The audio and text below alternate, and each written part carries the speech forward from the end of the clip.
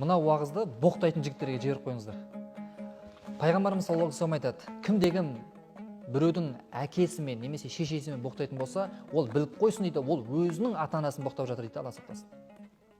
Алла сақтасын. Сондықтан ауыздарыңызды жаман сөзден, ғайбат, өсек жаладан тыйыңыздар.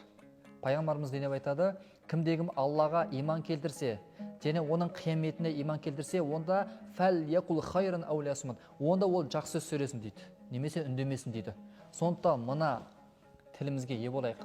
Пайғамбарымыз және бір хадисінде былай дейді, мына тіл себепті, мына бір кесек қызыл тіл себепті бір адамдар бір сөздерді сөйлейді дейді, және сол себепті дозақтың ең төменгі қабатына түседі деген пайғамбарымыз, Алла сақтасын. Сондықтан 10 күнәнің 9-ы тілден деген екен. Тілімізге ие болайық. Екі жағымыздағы екі періште әрбір сөзімізді, ісімізді жазып отыр. Ертең қияметте соны өзіміз оқимыз. Алла сақтасын.